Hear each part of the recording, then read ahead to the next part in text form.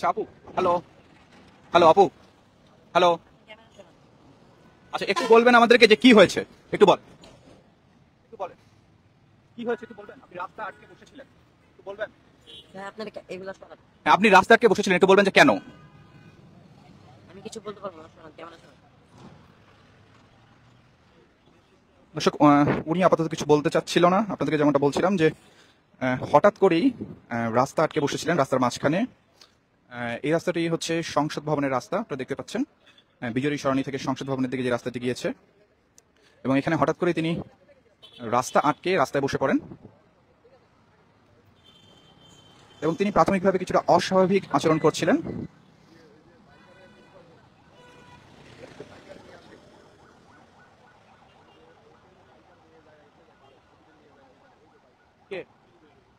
Hello,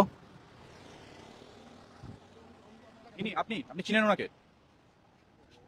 hello, আপনি কি ওনাকে চিনেন? আমার প্যাসেঞ্জার, আমি এতটুকু জানি। একটু কথা বলবেন যে ওনাকে হ্যাঁ, কিভাবে বলো। চিনেন আপনি? আমার যাত্রী, আমার এলাকার। ওনাকে কোথায় নিয়ে যান?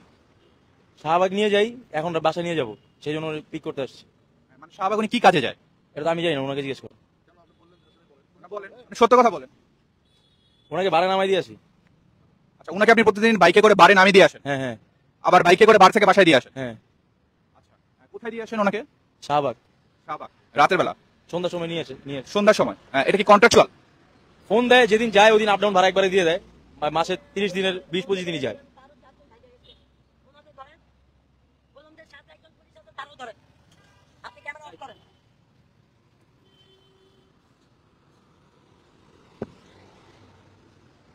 দর্শক, আপনারা যেমন দেখছিলেন যে মাঝরাতে রাস্তা আটকে কিন্তু একজন তরুণী কিন্তু মাতলামি করছিলেন, এবং একজন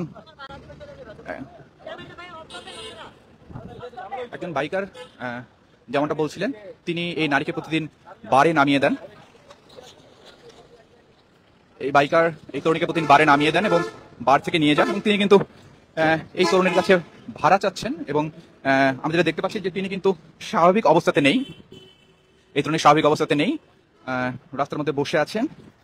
দর্শকরা এই মুহূর্তে লাইভে যুক্ত হয়েছেন, আপনাদেরকে জানিয়ে রাখতে চাই যে বিজয় সরণি সিগন্যালে হঠাৎ করে এই রাস্তার মাঝখানে রাস্তা আটকে এক তরুণী বসে পড়েন, এবং তিনি কিন্তু কিছুটা উদ্ভট আচরণ করছিলেন, অস্বাভাবিক কথাবার্তা বলছিলেন।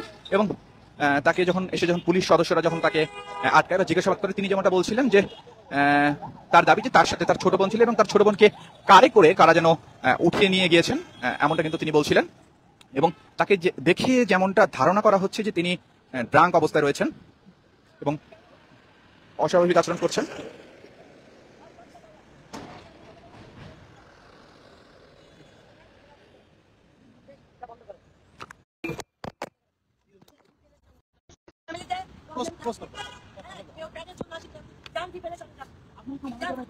আপনি কেন আমার ফেসে আমার ফোন নিয়ে গেছে গা? আমি এই কারণে তোমার কিসের কথা দিব?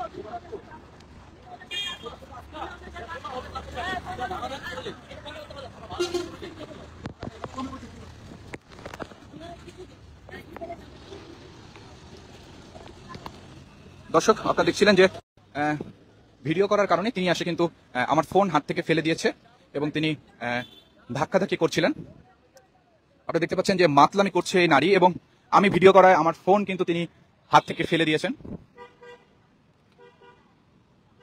দর্শক, এই মুহূর্তে যারা ডেলিসান লাইভে যুক্ত হয়েছেন, আপনাদেরকে জানিয়ে রাখতে চাই যে বিজয় সরণিতে কিন্তু মাঝ রাতে একজন নারী মাতলামি করছিলেন, এবং আমরা ভিডিও করায় তিনি কিন্তু ফোন ফেলে দেন হাত থেকে, এবং তাকে পুলিশ সদস্যরা কিন্তু বোঝানোর চেষ্টা করছেন। এবং তার সাথে আমরা একজন যুবককে দেখতে পাচ্ছি, তিনি সম্ভবত পাঠাও চালায়, এবং সেই যুবক যেটা বলছিলেন যে তাকে প্রতিদিন বারে রাতের বেলা রেখে আসে এবং বার থেকে নিয়ে যান, এমনটাই কিন্তু বলছেন সেই যুবক।